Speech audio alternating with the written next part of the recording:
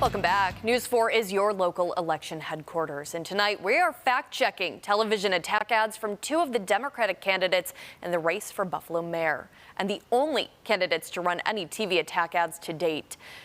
There are attack ads in response to other attack ads as the candidates fight for the attention of voters. News 4's Jeff Preval is separating fact from fiction.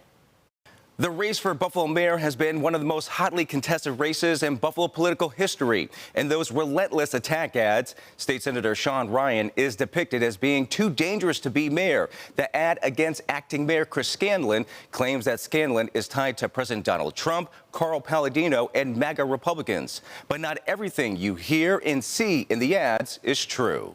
Sean Ryan is just too extreme. Carl Palladino and MAGA are with Scanlon. You've probably seen these dueling political attack ads all over the airwaves. The two top Democratic candidates in the race for Buffalo mayor hurling accusations at the other. We're fact-checking the ads so voters know the truth. Sean Ryan is a threat to our safety. In this ad against State Senator Sean Ryan, acting Mayor Chris Scanlon's campaign uses real Buffalo police officers, not in uniform, making the claim that Senator Ryan is too dangerous and that he voted for bail reform. That's true, but he's also supported revisions to the bail reform law ever since it was approved as part of the state budget in 2019. It also repeats the false notion that India Walton wanted to cut $7.5 million from Buffalo police and fire 100 police officers. This claim came up 4 years ago during India Walton's campaign against former Buffalo Mayor Byron Brown. As an activist, India Walton was aligned with the Defund the Police movement. But as a candidate for mayor, Walton's campaign at the time said her plan was to reallocate money to mental health programs within the department, and that this would not result in layoffs. So that claim in Scanlon's ad is false. And the hotel tax on out-of-towners to fund our police? He fought against that too. Yes, Senator Ryan has been against Buffalo's hotel tax, but the ad gives the impression that the extra fee could strictly fund BPD, which is not the case. Instead, the hotel tax would be a way to balance the city's budget, so this claim is partially true.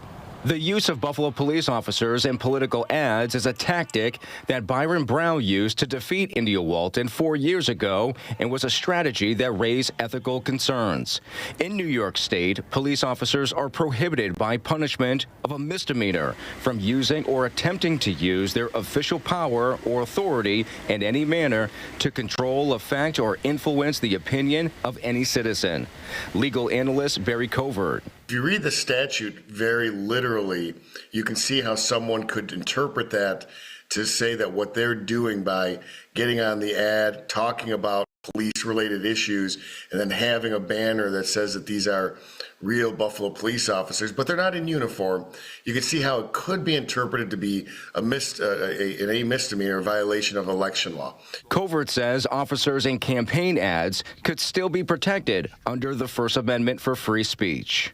And First Amendment political speech is the most protected in the broad array of what the First Amendment protects by way of speech. Scanlon's chief of staff and deputy mayor Brian Gould tells News 4 in an email, quote, any Buffalo police officer, male or female, that appears in a television ad for the mayor's candidacy is doing so as a volunteer, is not in a BPD uniform, is not representing themselves as a BPD officer or representing the department itself. Buffalo PBA President John Davidson says, quote, the Buffalo PBA is fully endorsing Christopher Scanlon for mayor of Buffalo, and we encourage our members to support him in any way that they feel comfortable, including political ads while off duty.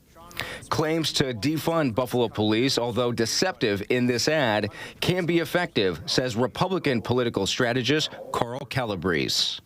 Even staunch Democrats will tell you that when the Democrat Party back in 2020 got onto the defund police message, it was a loser.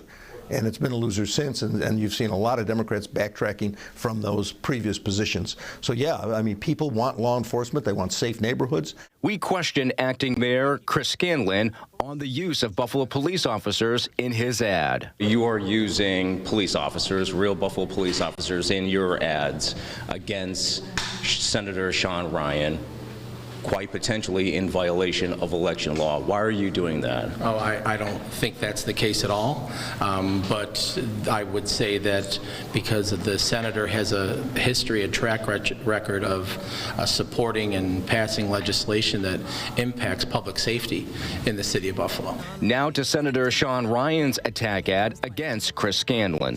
He's been Carl Palladino's pick. It's true. When the acting mayor was a political newcomer over a decade ago, Carl Palladino supported him. Palladino, who's a local businessman, has been around politics for years. He once ran for governor and Congress and served on the Buffalo School Board. Palladino's made racist comments about Michelle Obama. Palladino has faced accusations of racism in the past while serving on the Buffalo School Board for comments he made in an Art Voice survey nearly a decade ago. The Palladinos are even bankrolling Scanlon's campaign. Campaign contributions from the Palladino family to Scanlon came up during News 4's mayoral debate. Chris Scanlon has received tens of thousands of dollars from Carl Palladino, and Carl Palladino has received tens of millions of dollars from the city of Buffalo. That ratio, like Chris, I would say you're a cheap date on this one. We ran New York State campaign finance records and found that since Chris Scanlon became acting mayor and then announced he was running for the office, 9 campaign contributions can be linked to William Palladino, Carl's son, or companies in the Palladino family, ranging from $150 to $5,200. Donations from William Palladino, Palladino Development, Ellicott Construction, Joseph Hannon, the president of Ellicott Development, the 4628 Group, and an LLC called 727 Elmwood Avenue, totaling $19,100 in campaign contributions. William Palladino is the owner and CEO of Ellicott Development and a personal friend. William Palladino has donated to my campaign. As far as the assertion that Carl Palladino is funding my campaign and fueling my campaign, I have not received $1 in this campaign from Carl Palladino.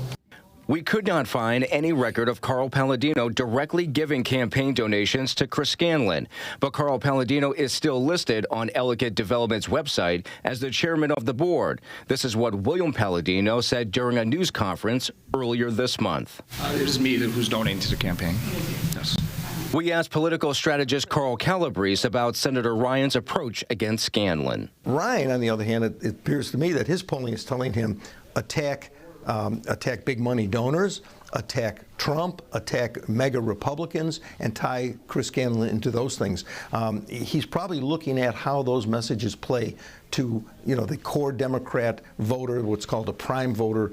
What's not in Senator Ryan's campaign ad is the $500 he received in 2014 from William Palladino when Sean Ryan was in the state assembly. We asked Senator Ryan about this.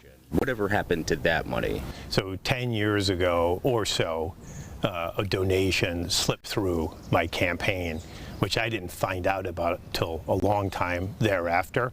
And we had a screen on the campaign for Ellicott Development and Carl Palladino.